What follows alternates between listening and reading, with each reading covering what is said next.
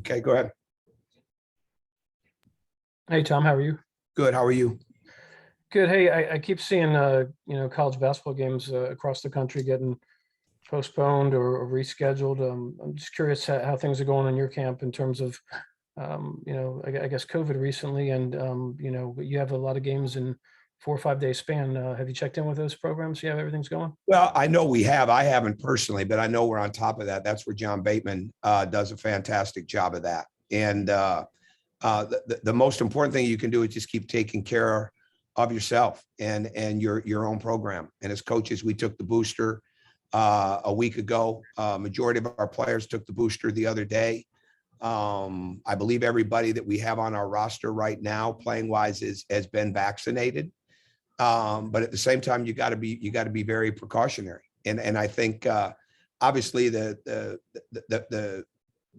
trepidation is that kids all across the country, no matter what sport, will be going home, for a few days. And so I think our doctors, and again, this led by Ron Corson across the street, but with Lance Schumann learns, we have people that are talking to the NBA in here on our staff. We have people that are talking to the NFL, like what are they dealing with, so that we can make sure that we're taking every step we can. We try to follow it without getting paranoid, but at the same time, you try to be very, very cognizant of the steps that you need to take and keep, not bring panic to it, but bring awareness, keep making sure that we're doing everything we can do to keep ourselves safe and in the right situation and deal with it as it comes.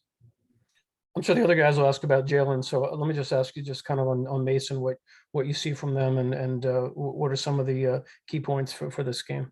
Well, they're battle tested. I think Kim English has done a fantastic job. He was a very good player. He coached at Tennessee last year. An outstanding coach. I'm not even going to call him a young coach because I know he is, but he's an outstanding coach with a very good staff. Dennis Felton's on that staff. So they have a very good staff. They've won on the road. They're coming off a win. They move the ball extremely well. They're very efficient offensively. They shoot the three. They shoot a lot of threes. They can mix their defenses. And so they're a very good Atlantic 10 team. And it's going to be a very good battle for us. And one, not only that we're going to play after being off for so long, but one that we're going to have to play without as consistent a player as we have in Jalen. Thanks. Hey, Tom, good to see you. Speaking of, not having Jalen, just talk about the adjustments now this team is having to make and how much having the 9 or 10 days off between games maybe kind of helped y'all get at least a little more used to not having him around. Well, and the good thing for him outside of today, even yesterday, he had his surgery this morning and his surgery went very well. He had his surgery early. And I haven't talked to the doctors directly, but Lance Schumann has. And everything that we got from that is that they were very happy with how it went. And so he's going to be, we'll see him tomorrow. I don't know how how alert he'll be. And he'll have to get through some things this weekend because he's going to be on a lot of pain medication, but he has been a part of this every day, even going into the day after we didn't practice the Wednesday after he got hurt Tuesday. His leadership is just fantastic. And it makes you miss him even more because he's so caring. But I'm really happy that the surgery went well. And I think what he's done, he's not gonna be able to do it as much right now, but what he's done is he's helped the guys. He's helped Dalen. He's helped Noah. We're gonna have to play differently. And not wholesale differently, but we're gonna have to do some different things. And guys are going to have to, they're gonna have to do more of things like rebounding, getting to the rim. We're gonna have to change our post-up game a little bit outside of Braylon. Jalen was not only our starting four-man, he was basically our first backup inside. So we're going to have to find different ways to score in the post. We're going to have to find different ways we try to build some creativity. Well, the most important thing is not the creativity. The most important thing is the confidence of the other guys. And so we haven't gone against other people, but I love the work that they've done. We've really, and we had a boot camp mentality basically last week on Thursday, Friday, Saturday. We took Sunday off outside of what we did with the Boys and Girls Club and some film. We went Monday, Tuesday. We took Wednesday off. We came back yesterday. It was average. We came back today. It was fantastic. So we've got to find a way to be consistent. And that's what's going to take a little while to get to. Are there any specific players who may see an uptick in minutes now because he's not here? Oh, I think a lot of people, we're dealing with a couple other injuries right now that have been sustained this week, but I don't think there's any question Dalen. We were really projecting Dalen to be able to really help us as we got into January, based on what he's coming back from, injury wise and getting comfortable and things of that nature. And now he's got to do it earlier. I think Noah Ballman, it changes the game for us. Jackson Etter's got to continue to do the multiple things that he does. I mean, he epitomizes a Swiss Army knife. I think Tyrone Baker, Josh Taylor, those guys have got to be ready to go. But I think the one guy that's got to help bring something defensively, especially not only in the post, but on the perimeter, is Ty McMillan. Because Jalen did a lot of things. I mean, when you take Jalen and Aaron, those were two guys that whatever needed to be done offensively or defensively, they could find a way to do it. And they could bail you out of a lot of jams. Obviously, Braylon is getting better and can score at the post and can rebound and can pass the ball. But when it came to the defensive part of being able to guard anybody on the floor, Aaron and Jalen could do that. And now we've got to find ways to make up for that. Okay, next we're going to go to Jack Leo, and then we'll open it up to follow-up questions. Yeah, Coach, if you could just talk about keeping the confidence up in your squad, after losing Jalen, how'd you go about doing that over the last week or so?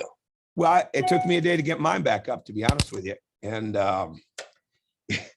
it's just a leader can't have doubts, right? And so even when you don't know how it's going to go, the leader can't have any doubts because, and I don't, right? I don't know how we're going to play yet. We're going to have to morph into that a little bit because with the three-point shooting, with the spacing, we're taking out a 23, 24-year-old young man that is incredibly tough and physical and can do so many different things. So you just got to try to build the confidence. And I think one of the ways you do that is you work at it. You spend extra time shooting the ball.